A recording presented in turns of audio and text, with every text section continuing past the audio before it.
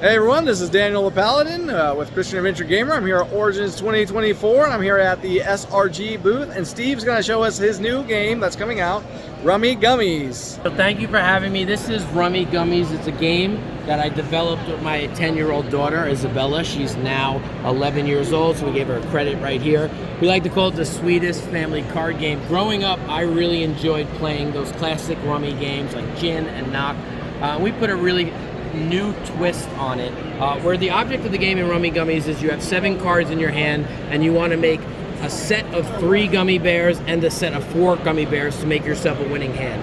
For example, here we have 3 blue raspberry bears. The rainbow bear could be any flavor it wants, and then we have 4 grape bears. This is a split flavored bear. It could be used for either grape or blue raspberry.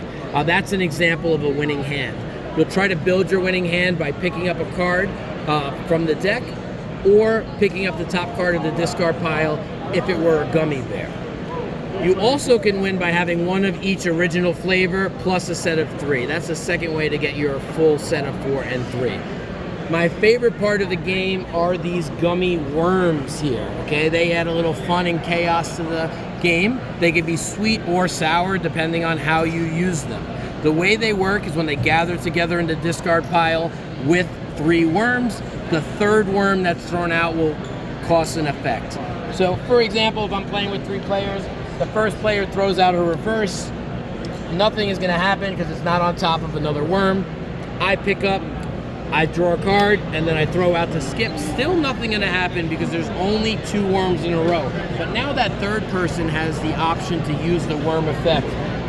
In this case, they're going to take them up on that offer. They're going to have some fun. They're going to throw out a pass all worm. Now that there's 3 in a row, the effect of that last worm has to take place. In this case, my favorite worm, all players at the table are going to pass their hand to the left, and then the game will continue. So the worms here are your pass 1 card in your hand to the left, reverse the turn order, give a player a rest and skip the next player. You could try to get a fresh hand with the new hand worm, or all players pass their entire hand to the left. Now, I called them sweet and sour earlier because depending on when you use, especially these 2 worms, it can work out really well for you, or it might not work out as well as you like to think. And it adds a cool little element of strategy to a simple game because eventually you have to get rid of all these worms in your hand to win the game, so you have to pick the opportune times to get rid of them.